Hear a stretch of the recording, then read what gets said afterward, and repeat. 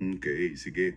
Ito, isa sa mga kakaibang source material na napunta sa atin. Medyo wild, di ba? Oo, isipin mo, nananaginip ka, tapos sa panaginip mo, naglalaro ka ng baraha.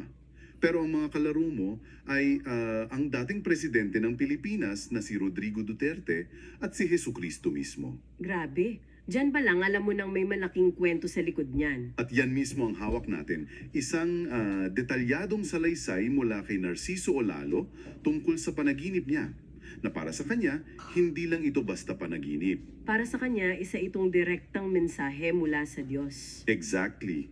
Isang revelasyon. At ang mission natin ngayon ay suriin yung salaysay na to, hindi para husgahan kung totoo ba o hindi, di ba? Exactly. Kundi para unawain yung mga simbolo, Oo, yung mga interpretasyon. paano niya ikinonekta ang isang laro ng pusoy sa mga issue ng kapangyarihan, ng pananampalataya, at pati na rin sa vaccination policy. Sige, simulan na nating himayin to. So, unahin natin yung mismong setup ng panaginip. Ano ba yung eksena? Okay, so ayon sa salaysay ni G. Olalo, nasa isang lamesa raw siya. At ang positioning, dito pa lang, mahalaga na. Paano? Nasa kaliwa niya si President Duterte na sumisimbolo sa kapangyarihang secular. Okay, earthly power. Tapos sa kanan naman niya si Jesus Christ, ang banal na kapangyarihan. At si Olalo, nasa gitna, literally in between. Oo, at may isa pang lalaki sa harap niya pero hindi niya raw kilala. At ang laro nila, pusoy. Pusoy. Very Filipino. At ang isa pang detalye, si Duterte raw ang nag-deal. Siya yung namigay ng baraha. Ah, so parang siya yung may control sa simula ng laro?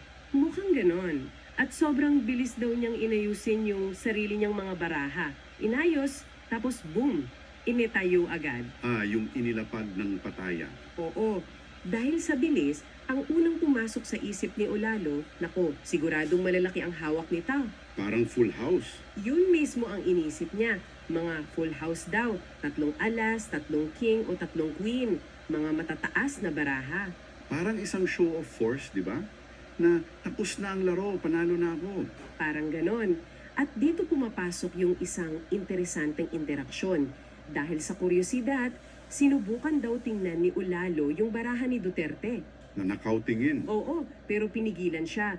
Hinawakan daw ni Duterte yung mga baraha niya. Okay. At ang reaksyon ni Olalo, natawa na lang daw siya sa sarili niya. Bakit? Kasi doon niya na-realize, hindi pa pala niya naaayos yung sarili niyang mga baraha.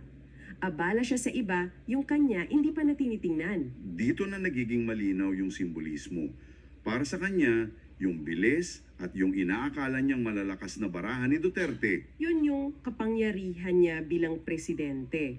nahawak niya yung alas, king at queen, yung pinakamatataas na baraha. At kinonekta niya to sa isang specific na bagay, yung pagpuna ni Duterte sa simbahan. Ah, oo, naalala ko yun. Ayon kay Ulalo, dahil sa posisyon ni Duterte, kaya niyang punahin yung mga pare, mga pastor, at maraming tao ang natutuwa, di ba? Oo, maraming sumasang-ayon sa mga kritisismo niya. Pero, at ito yung pero para kay Ulalo, wala raw itong nagiging resulta sa tunay na pagbabago.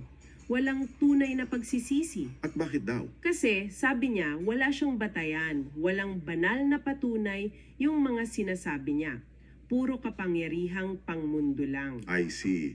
So parang puro salita lang, walang spiritual weight. At dito niya ngayon ikukumpara ang sarili niya. Tama.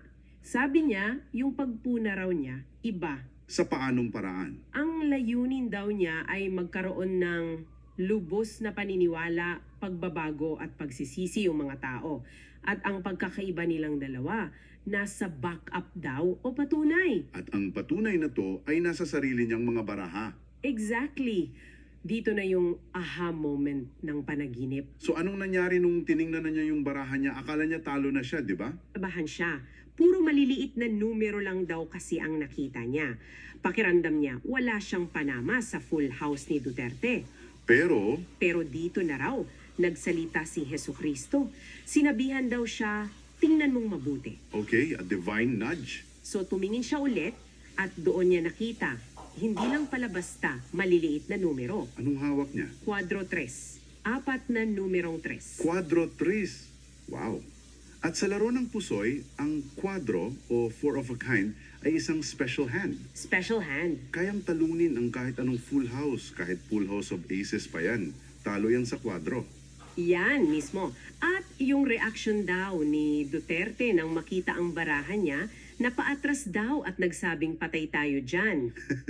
Grabe. At dito na pumasok yung final validation. Dito na raw nagsalita si Jesucristo kay Ulalo. Sabi raw, best friend, ikaw ang may hawak ng alas at hindi siya dahil special ang baraha mo. Hindi lang siya pinanalo, tinamog pa siyang best friend. At sinabing siya pala ang may tunay na alas. Sobrang powerful na validation para sa kanya. So yung interpretasyon dito, malinaw. Si Olalo na isang ultimo or ordinaryong tao lang Na sinisimbolo ng mababang numero na 3, ay may hawak na mas malakas na kapangyarihan dahil ito ay special at galing sa Diyos. yung pagpunan niya ay may banal na backup. Hindi tulad ng kay Duterte na puro political power lang. Nang ito tungkol sa general na authority, ikinonekta niya ito sa isang specific issue. Oo, at dito na pumapasok yung issue ng bakuna. Paano niya pinagdugtong yun? Kinonekta niya yung panaginip sa isang nauna niyang live video. Doon sa video na yun, pinunan niya yung sinabi ni Duterte na ikukulong ang mga hindi magpapabakuna. Yung I will have you arrested line. Yun nga. Tapos, sa panaginip, may isang linya raw si Duterte na sinabi sa kanya, 10 ako sa'yo, Narciso, habang tumatawa. 10 ako sa'yo. Parang I salute you or I'm impressed with you. Ganon nga. At para kay Olalo, yung tawang yon at yung linyang yon ay konfirmasyon. Confirmation na ano? Na biro lang daw yung banta tungkol sa pagkulong. So ininterpret niya na parang yung presidente mismo, through the dream, ang nagsasabi sa kanya na hindi seryoso yung banta. Oo, ang paliwanag niya, hindi naman daw talaga yun mangyari. Kasi hindi naman kriminal ang mga taong ayaw magpabakuna. Karapatan daw ng tao na mamili. At yung biro daw ng presidente, sineryoso lang ng mga tao. Exactly. Seryoso lang daw ang dating, kaya sineryoso rin ang lahat. So para sa kanya, the dream was a clarification. Bukod sa gobyerno, mas malawak din yung punan niya sa mga simbahan. Hindi lang Katoliko, di ba? Hindi lang, sabi niya lahat. At dito mas naging matalas yung mga salita niya. Ano yung sinabi niya? Ang alegasyon niya, hinahawakan na sa leeg ng mga simbahan ang mga miyembro nila. Yan mabigat na akusasyon. Paano raw? Gamit daw ang takot. Nagbigay siya ng mga halimbawa. Yung pananakot na hindi mimisahan yung patay o hindi bibinyagan yung anak. Yung paggamit ng mga sakramento bilang leverage. Oo, para pilitin ang mga taong sumunod. At may mas konkreto pa siyang halimbawa. Yun tungkol sa kandila. Yun, pinuna niya yung pagbebenta ng kandila sa loob ng simbahan na mas mahal daw 40 hanggang 50 pesos. Samantalang sa labas, mas mura. At ang rason daw ay dahil basbas na. Pero para sa kanya, paraan lang yun para kumita ang simbahan. Parang racket lang, kumbaga. At dito niya na rin sinagot yung tanong na bakit parang walang pumapatol sa kanya. Bakit hindi siya inaatake ng mga pare at pastor? Meron siyang teorya dyan. Ano raw? Takot daw ang mga ito na harapin siya, lalo na kung may kasamang media. Bakit takot? Kasi naniniwala siya na kapag nangyari yun, malalaman ng mga tao ang katotohanan at aalis na sila sa mga simbahan. Wow! At may kasama pang akusasyon sa media. Oo, inaakusahan niya ang mga pare na binabayaran daw ang media para hindi maisiwalat ang kanyang mga mensahe, para siyang pinapatahimik. So may kasama pang conspiracy angle. Kumpleto. It completes the narrative of him as the lone truth teller, fighting against the corrupt system, armed only with his special hand from God. Grabe! So, to summarize, yung buong panaginip, isang simpleng laro ng pusoy naging isang malawak na alegorya para kay Narciso Olalo? Oo, ito ay tungkol sa laban ng kapangyarihang sekulan at banal na kapangyarihan ng Estado at ng pananampalataya. at ipinapakita nito kung paano niya tinitignan ang sarili niyang misyon.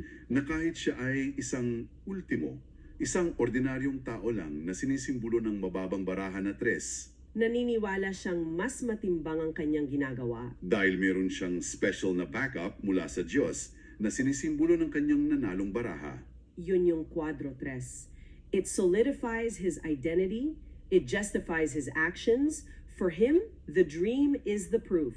At para sa iyo na nakikinig at sumamashanin paghihimay sa salaysay na ito, Iniiwan namin sa iyo ang isang katanungan na pag-isipan. kung ang mga pampublikong figura tulad ng mga lider ng bansa ay nagiging bahagi ng personal na panaginip o revelasyon ng isang tao, Paano nito binabago o hinuhubog ang paraan ng pagtingin natin sa kanilang pamumuno at sa mga isyong kanilang kinakatawan?